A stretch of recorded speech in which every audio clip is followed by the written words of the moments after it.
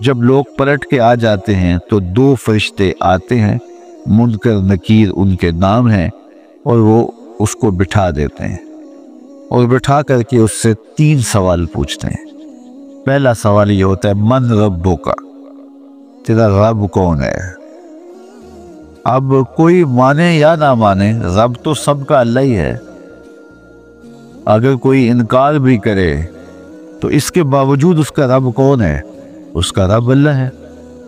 تو دنیا کے اوپر کوئی اقرار کرے یا انکار کرے، لیکن نفس الامر میں، حقیقت میں اس کا رب اللہ ہی ہے۔ یہ تو حقیقت ہے، یہ تو طے شدہ ہے۔ لیکن جو عقیدہ دنیا پہ رہا ہوگا وہی عقیدہ اس کے لہجے میں آئے گا۔ اگر اس نے عملاً، رویتاً، قولاً، فعلاً اپنے اللہ کو اپنا رب مانا، رب کہتے ہیں کسی چیز کی تربیت اس کی استعداد ذاتیہ کے مطابق کرنے والا رب کہلاتا ہے۔ تو اللہ تعالیٰ جل شانہ ہم سب کا خالق بھی ہے، مالک بھی ہے، رازق بھی ہے، اور ہماری ضروریات کا وہ کفیل بھی ہے۔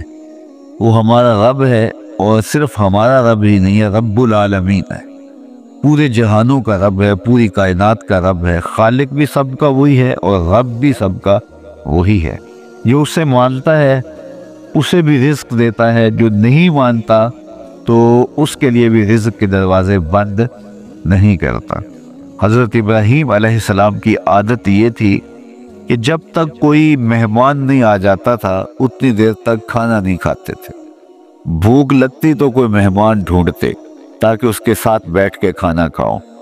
کھانا جتنا بھی مرغن اور جتنا بھی جو ہے وہ پرتکلف کیوں نہ ہو، اگر مہمان کے ساتھ کھایا جائے گا تو اس کا قیامت کے دن کوئی حساب نہیں ہوگا۔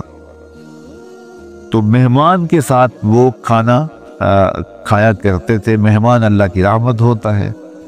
اچھا، وہ ایک دن مہمان ڈھونڈنے نکلے تو ایک بوڑھا شخص ملا تو اسے اپنے ساتھ گھر میں لے آئے، بٹھایا دسترخوان پہ۔ جب کھانے کا وقت آیا تو کہا کہ اللہ کے نام سے شروع کرو۔ اس نے کہا میں تو اللہ کا نام نہیں لوں گا، میں تو بتوں کا پجاری ہوں، بتوں کو پوجنے والا ہوں۔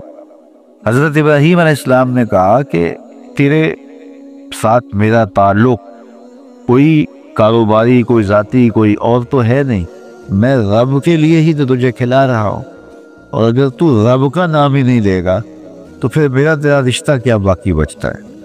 اس نے کہا میں چند لقموں کے لیے اپنے بتوں سے بے وفائی نہیں کر سکتا۔ وہ غالب نے کہا تھا نا کہ وفاداری بشرط استواری اصل ایمان ہے، مرے بت خانے میں تو کعبے میں گاڑو برہمت کو۔ اس نے اپنے انداز میں ایک بات کی تھی کہ وفاداری بڑی چیز ہوتی ہے، تو اس نے بتوں سے وفاداری کا بھرم رکھا۔ اس نے کہا کہ میں چند لقموں کے لیے جو ہے وہ تیرے رب کا نام لوں اور اپنے معبودان کا نام چھوڑ دوں، یہ نہیں ہو سکتا۔ آج تو لوگ چائے کی پیالی پہ دین بیچ رہے ہیں، کیا آج ممبر و محراب فروخت نہیں ہو رہے؟ لیکن اس بوڑھے شخص نے کہا کہ میں چند لقموں کے لیے، چند ٹکڑوں کے لیے میں اپنے بتوں سے بے وفائی نہیں کر سکتا۔ حضرت ابراہیم نے کہا تو اگر بتوں کے ساتھ اتنی محبت رکھتا ہے تو پھر میں بھی رب کے نام کے علاوہ تجھے دینے پہ آمادہ نہیں ہوں۔ وہ دسترخوان سے اٹھ کے چلا گیا۔ وہ چلا گیا تو جبریل امین حاضر خدمت ہوئے، رب کا سلام دیا، اے ابراہیم۔ رب سلام دیتا ہے اور فرماتا ہے تو نے آج میرا ایک بندہ ناراض کر دیا۔ یا اللہ، وہ تیرا بندہ تھا، اس کو تو تیرا نام لینا بھی گوارا نہیں تھا۔ کہا ابراہیم اس کی عمر کتنی ہوگی؟ یا اللہ 80 سال کے قریب ہوگی۔ کہا اتنا عرصہ ہو گیا میں اس کو رزق دے رہا ہوں، تو ایک دن نہیں کھلا سکا۔ اب ابراہیم علیہ السلام اس کو ڈھونڈنے نکلے ہیں۔ وہ کسی پہاڑ پہ چڑھ رہا تھا، دور سے آواز دیو میاں آ جاؤ، کھانا ٹھنڈا ہو رہا ہے۔ اس نے کہا تم تو بڑے سخت لہجے میں، رویے میں تبدیلی کیسے آ گئی؟ کہا کہ اسی رب کا پیغام آیا ہے کہ مجھے اتنا عرصہ ہوا اسے کھلاتے ہوئے، وہ مجھے نہیں بھی مانتا تھا، پھر بھی میں اس کی ضروریات کو پورا کرتا رہا ہوں، اور تم ایک دن نہیں دے سکے؟ تو آؤ کھانا ٹھنڈا ہو رہا ہے۔ کہا تے رب کا نام نہیں لوں گا، کہا نہ لینا، کہا اتنی تبدیلی کہاں، اسی رب کا سندیس آیا ہے، اسی رب کا پیغام آیا ہے۔ کہا پھر کھانا بعد میں کھاؤں گا، پہلے اپنے رب کا مجھے غلام بنا لے۔ تو کوئی مانے اس کو بھی دیتا ہے، کوئی نہ مانے اس کو بھی دیتا ہے، بلکہ دنیا کے اوپر کافروں کو زیادہ دیتا ہے۔ ایک روایت میں آتا ہے کہ اگر اہل ایمان کی دلجوئی کا لحاظ نہ ہو تو کافروں کے گھروں کی سیڑھیاں سونے اور چاندی کی ہوں، لیکن یہ کہیں گے ہمیں تو مار ہی دیا ہے۔ وہ اقبال نے کہا تھا نا کہ کافر کو دیے حور و قصور اور مومن کے لیے فقط وعدہ حور، تو اس لیے ان کی دلجوئی ہے، ورنہ کافروں کو اتنا دور، چونکہ ان کا حصہ آخرت میں نہیں ہے، ان کا حصہ صرف دنیا ہے۔ دنیا پہ عیش کریں، دنیا پہ عیش و عشرت کی زندگی گزارے، دنیا ہی دنیا، آخرت میں ان کا کوئی حصہ نہیں۔ اور مومن کا آخرت میں حصہ ہے، اور دنیا کے اوپر جو تکلیفیں آتی ہیں ان تکلیفوں کا بدلہ اس کو قیامت کے دن دیا جائے گا۔ بلکہ صحیح حدیث میں آتا ہے کہ جب اہل بلا کو ان پر آنے والی مصیبتوں کا صلہ دیا جائے گا تو لوگ آرزو کریں گے کاش ہمارے بدن کو لوہے کی کینچیوں سے کاٹ دیا ہوتا، اور دنیا کے اوپر ہمیں بھی تکلیفیں، اذیتیں، آلام و مصائب آئے ہوتے۔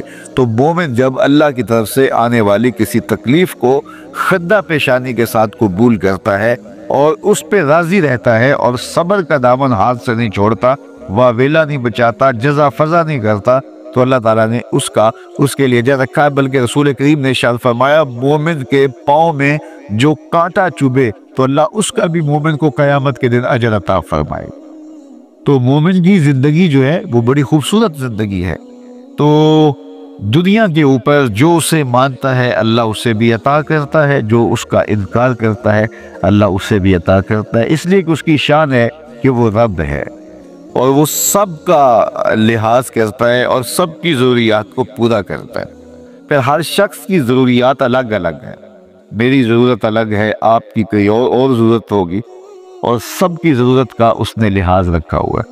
پھر بہائم کی، چوپایوں کی، حشرات الارض کی، پرندوں کی مختلف ضروریات ہیں۔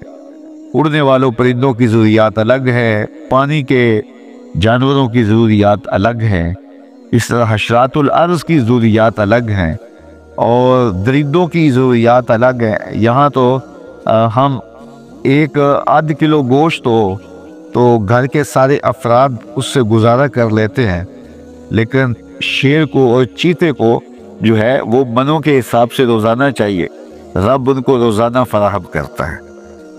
یہ پنساری کے پاس جائیں، اگر آپ کو ڈاکٹر یا حکیم لکھ دے کہ یہ آپ کو خالص سچے موتی چاہیے، اس کی کوئی چیز آپ کو بنا کے دیں گے تو آپ ہزاروں لاکھوں روپے خرچ کرتے ہیں، پھر بھی بعض کا اعتماد نہیں ہوتا کہ یہ بالکل 1 نمبر ہے یا 2 نمبر۔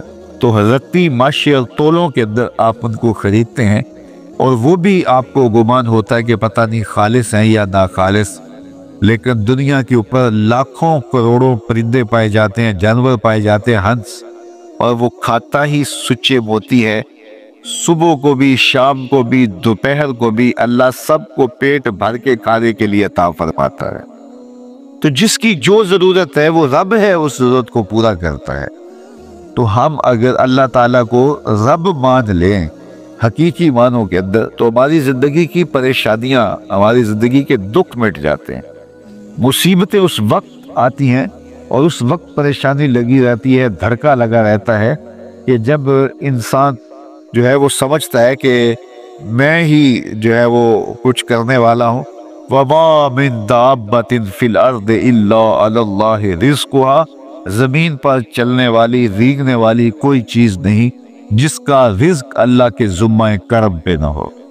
تو جب انسان اس عقیدے کو اپنی روح میں، اپنے باطن میں اتار لیتا ہے تو پھر اس کی زندگی سوکھی ہو جاتی ہے کہ وہ میرا خالق بھی ہے اور وہ میرا رب بھی ہے۔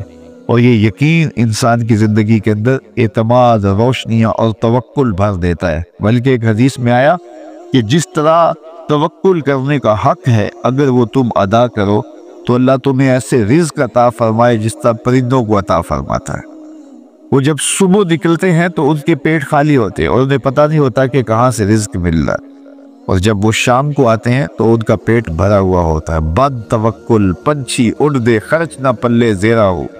سلطان بہو فرماتے ہیں کہ انہیں کوئی نہیں پتا ہوتا کہ فلاں جگہ پہ جانا ہے، لیکن کبھی ایسا نہیں ہوا کہ وہ بھوک سے مر گئے ہوں اور انہیں کچھ ملا نہ ہو، تو وہ خالی پیٹ کبھی نہیں آتے۔ وہ اللہ تعالیٰ ان کو رزق نصیب فرماتا ہے، وہ سب کا رب ہے۔ تو اگر ہم اپنے رویے سے، اپنے عمل سے، اپنے عقیدے سے واقعی اللہ کو رب مانتے ہیں، تو پھر قبر میں جب سوال ہوگا من ربوں کا، تیرا رب کون ہے، تو پھر کبھی بھی جواب دیتے جھجک محسوس نہیں ہوگی۔ بندہ عرض کرے گا رب اللہ، میرا رب اللہ ہے اور میں اسی کو اپنا رب مانتا ہوں، میری ضروریات کی کفالت بھی اسی کے ذمہ کرم پہ، اور میرا تیقن، میرا یقین کہ وہ میرا رب ہے۔ یہ پہلا سوال ہوگا۔ دوسرا سوال قبر میں ہوگا، اور وہ یہ ہوگا کہ ما دینوں کا، تیرا دین کون سا ہے۔ مختلف ادیان دنیا کے اوپر موجود ہیں، لیکن اسلام کے بعد اب کسی اور دین کو قبول نہیں کیا جائے گا۔ ارشاد فرمایا کہ اللہ تعالیٰ اسلام کے علاوہ کسی اور دین کو قبول نہیں کرے گا۔ تو یہ اگر میں اپنے عمل سے، اپنے رویے سے، اپنے طرز زندگی سے، اپنے انداز معاشرت سے اسلام کو اپنے اوپر غالب کر لیا، تو پھر قبر میں جواب دیتے ہوئے کوئی جھجک محسوس نہیں ہوگی۔ بندہ عرض کرے گا کہ دینی الاسلام، میرا دین اسلام ہے، میرا طرز زندگی، میرا انداز معاشرت، میرا سبھی کچھ اسلام کی مطابقت میں تھا، اور میں اسی کو اپنا دین مانتا ہوں، صرف زبان سے نہیں، اپنے رویے سے بھی، اپنے طرز زندگی سے بھی، اپنے انداز معاشرت سے بھی۔ تو یہ جو ہم اسلام کے دائرے میں داخل ہوتے ہیں اور ہم اپنے دین کو اسلام قرار دیتے ہیں، تو دین انسان کی زندگی کے تمام شعبوں پر حاوی ہوتا ہے، اور اس کا طرز زندگی، اس کا انداز معاشرت اس کی مطابقت میں ہونا چاہیے۔ تو قبر میں یہ سوال پوچھا جائے گا کہ تیرا دین کیا ہے، باوجود کہ اللہ تعالیٰ جل شانہ کو پتہ ہے کہ اس کا دین کیا تھا، اللہ کو پتہ ہے کہ یہ کس کو رب مانتا تھا، لیکن قبر میں یہ سارا سلسلہ ہوگا، اور صحیح حدیث کے اندر ان سوالوں کا تذکر آیا ہے کہ یہ سوال پوچھے جائیں گے کہ تیرا دین کیا ہے۔ اب اس نے اگر اپنا طرز زندگی، اپنا انداز معاشرت اسلام کی مطابقت میں رکھا ہوگا، اور دین کو اس نے دین سمجھا ہوگا، اسلام کو ہی اپنا دین، عملاً، رویتاً، ہر خوشی غمی کے موقع پہ اس نے اسلام کو ہی ترجیح دی ہوگی، تو پھر اس کو کوئی جھجک نہیں ہوگی جواب دیتے ہوئے کہ میرا دین اسلام ہے۔ میرے شب و روز، میری زندگی کے نشیب و فراز، میری زندگی کی گوشہ جو ہے وہ اسلام کی مطابقت میں گزرتا تھا، تو پھر وہ سیدھا سیدھا جواب دے گا دینی الاسلام۔ اس لیے ہمیں اس سوال کی تیاری بھی کرنی چاہیے کہ ہماری نجی زندگی ہو یا ہماری اجتماعی زندگی ہو، ہماری گھریلو زندگی ہو یا ہماری معاشرتی زندگی ہو، ہماری ذاتی زندگی ہو یا ہماری سیاسی زندگی ہو، ہماری جس طرح کی بھی زندگی کے جو بھی شعبہ جاتا ہے، سب میں ہم دین کو غالب کریں۔ ہم صرف مسلح کے مسلمان نہ بنیں کہ 5 نمازیں پڑھ لیں اور ہم کہتے ہیں مسلمان ہیں، روزے رکھ لیے، تراویح پڑھ لی، اور ہم نے جو ہے وہ زکوٰۃ دے دی اور حج کر لیا، اس سے ہم مطمئن ہو گئے کہ ہم مسلمان ہیں۔ اسلام ایک مکمل اور اکمل اور کامل ضابطۂ حیات ہے، اپنے ماننے والوں کو زندگی گزارنے کا پورا اسلوب اور مکمل کامل رہنمائی دیتا ہے۔ ہم نے ہمسایوں کے ساتھ سلوک کیسے کرنا ہے، یہ ہمیں اسلام بتاتا ہے۔ ہم نے بیوی کے ساتھ سلوک کیا کرنا ہے، یہ ہمیں اسلام بتاتا ہے۔ اولاد کی تربیت کیسے کرنی ہے، اسلام کی واضح تعلیمات ہیں۔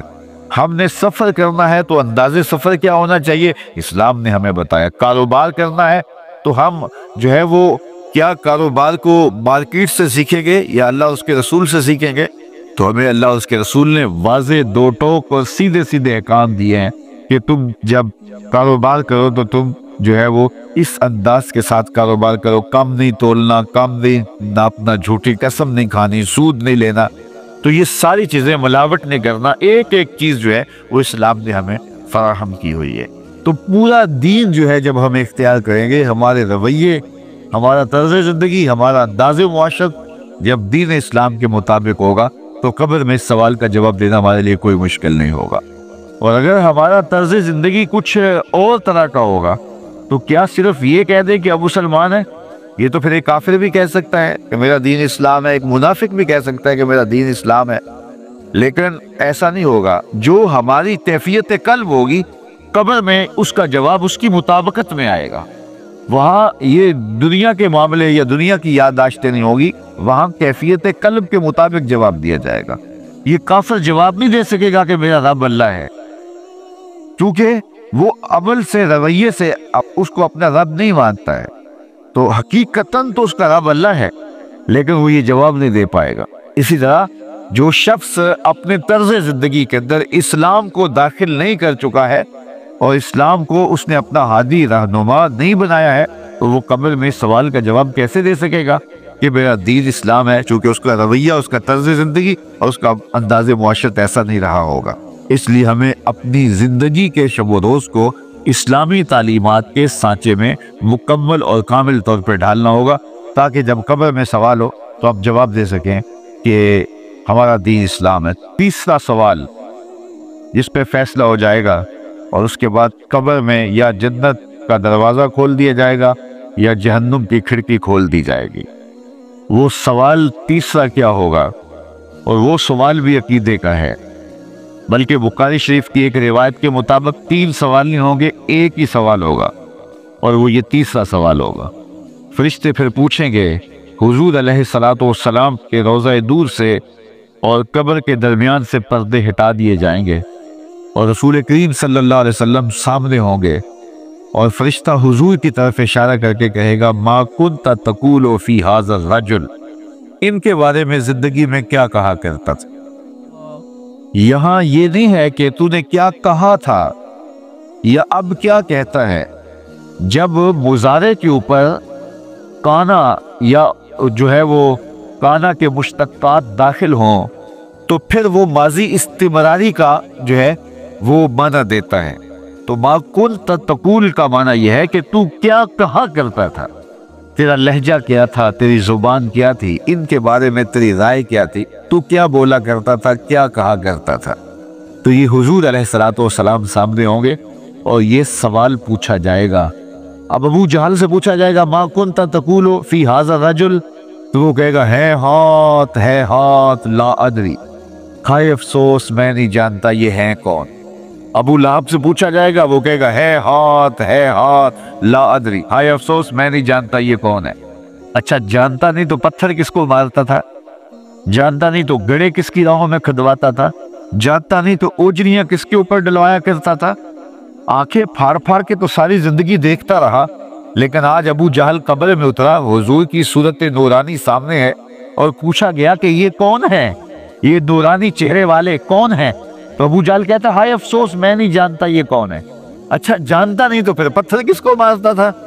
اللہ اکبر۔ اور 14 صدیاں گزرنے کے بعد ایک مومن لحد میں اترتا ہے اور پردے ہٹا دیے جاتے ہیں، اور منکر نکیر سوال کرتے ہیں عامر چیمہ بتا یہ کون ہے؟ وہ کہتا ہے پیچھے ہٹو، پہلے پائے ناز کو بوسہ تو کر لینے، میں تو مر کے پہنچا ہوں یہاں اس دل ربا کے واسطے، یہ تو میرے بخت جاگے کہ وہ میری قبر میں آئے۔ وہ کسی شاعر نے کہا نا کہ آئے وہ میرے مزار پہ گھونگھٹ اتار کے، آئے وہ میرے مزار پہ گھونگھٹ اتار کے، مجھ سے تو نصیب اچھے ہوئے میرے مزار کے، یہ تو بخت سنور گئے کہ وہ میری قبر میں آئے۔ شیخ عبدالحق محدث دہلوی علیہ رحمہ لکھتے ہیں کہ جب سے یہ سنا ہے کہ قبر میں حضور آئیں گے، پتہ نہیں موت کہاں مر گئی ہے، جی چاہتا ہے زندہ ہی قبر میں چلے جائیں۔ تو وہ کہے گا پہلے مجھے پائے ناز کو بوسہ تو کر لینے دو، میں تو زندگی کے بھر میں انتظار ان کا کرتا رہا، اور ان کے بارے میں پوچھ رہے ہو یہ کون ہے؟ ساری زندگی پیر مہر علی شاہ نقشہ بتاتے رہے، وہ کہ چند بدر شاہ شانی ہے، متھے چمک دی لاٹ نورانی ہے، کالی زلف تے اکھ مستانی ہے، مخمور رکھی ہیں مدھوریاں۔ تو وہ فوراً جواب دیتا ہے یہ تو وہی میرے آقا و مولا ہیں جن کے لیے ساری زندگی تڑپتا رہا اور ان کی زیارت کی آرزوئیں اور تمنائیں کرتا رہا۔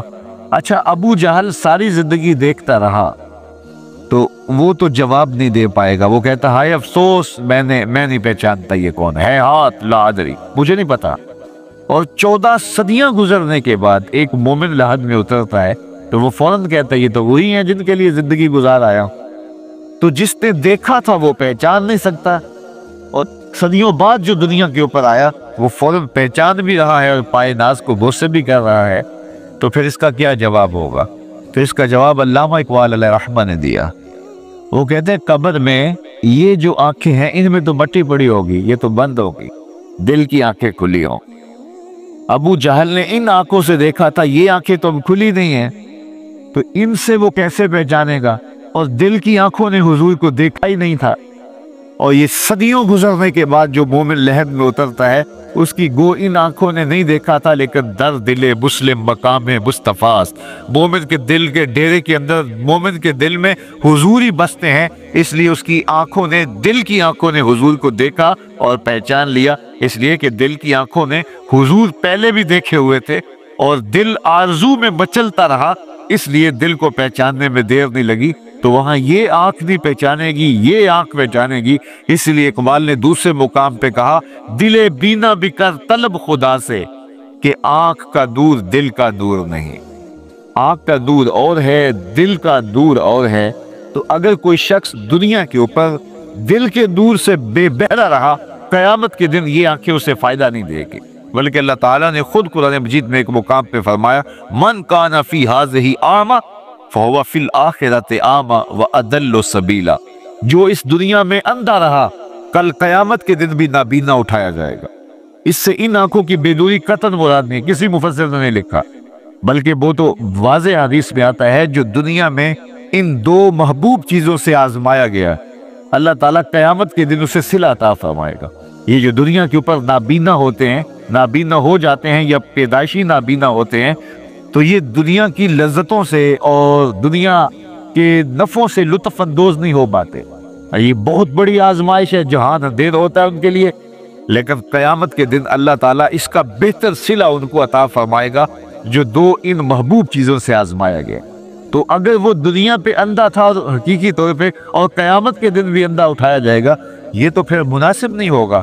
تو یہ جو قرآن نے کہا جو دنیا میں اندھا رہا وہ قیامت میں بھی اندھا اٹھایا جائے گا، تو اس سے ان آنکھوں کی بے نوری قطعاً مراد نہیں ہے، اس سے دل کی بے نوری مراد ہے۔ تو دل اگر بینا ہوا، دل اگر روشن ہوا، تو پھر قبر کے اندر بھی دل دے دیوے دی روشنائی جاوے وچ زمینہ، تو پھر وہ معرفت رسول کا سبب ہوگا دل کا اجالا، اور پھر حشر کے اندر بھی جو ہے وہ دل کی آنکھیں روشن ہوں گی۔ تو جس نے اپنے قلب کو دور معرفت سے، دور ایمان سے اور دور محبت سے منور نہیں کیا ہے، تو وہ قبر کے اندر، حشر کے اندر نابینا ہی اٹھایا جائے گا، اور یہ قرآن کی صریح نص ہے۔ تو اب ابو جہل نے ان آنکھوں سے دیکھا ہے، لیکن جب سوال ہوتا ہے بتاؤ یہ کون ہے، تو وہ کہتے ہیں ہے ہاتھ لا ادری، افسوس میں نہیں جانتا۔ اور صدیاں گزرنے کے بعد ایک مومن لحد میں اترتا ہے، ظاہری ملاقات بھی نہیں ہے، جب اس سے پوچھا جاتا ہے یہ کون ہے، تو وہ کہتا ہوا محمد صلی اللہ علیہ وسلم، یہ تو وہی آقا ہے جن کے لیے ساری زندگی، جن کے تذکروں کی خوشبو سونگھتا رہا ہوں، تو مجھے تو جو ہے وہ ان کے پائے ناز کو بوسہ کر لینے دو۔ تو بتاؤ اس کے دل کی آنکھوں نے حضور کی معرفت حاصل کی اور حضور کو پہچان لیا، تو دل بینا بھی کر طلب خدا سے، کہ آنکھ کا دور دل کا دور نہیں۔ تو حضور علیہ الصلوۃ والسلام کے حوالے سے جب سوال ہوگا، اگر اس سوال کا جواب نہیں آیا تو پھر جہنم کی کھڑکی کھول دی جائے گی، اور اگر اس سوال کا جواب آیا تو پھر جنت کے دروازے کشادہ کر دیے جائیں گے، اور جنت کی ٹھنڈی ہوائیں اس کی قبر میں آ جائیں گی، بلکہ حدیث میں آتا اسے کہا جائے گا کہ نم کنومت العروس، ایسے سو جا جس طرح دلہن سوتی ہے۔ اور وہاں سے لے کر کے حشر تک کا سفر جو ہے اس کے لیے بہت لمبا سفر نہیں ہوگا، وہ ایسے ہوگا کہ جو ہے وہ ایک خوبرو کے گلے سے ہار گرے گا اور وہ موتی ٹوٹ کے گر جائیں گے، اور وہ اس کو چننے میں مصروف ہو جائے گا، ابھی سارے موتی چن نہیں پائے گا کہ قیامت آ جائے گی۔ یہ مومن کے لیے اللہ نے آسانی رکھی، 50,000 سال کا دن ہوگا یوم محشر، لیکن جو مومن ہوگا اس کے لیے حشر کا اتنا بڑا دن ایسے ہوگا جتنا عصر کا وقت ہوتا ہے، تو اتنے تھوڑے وقت میں اس کے لیے گزر جائے گا۔ تو یہ 3 سوال قبر میں پوچھے جانے ہیں، ہر شخص سے پوچھے جانے ہیں، مومن سے بھی پوچھے جانے ہیں اور کافر سے بھی اور منافق سے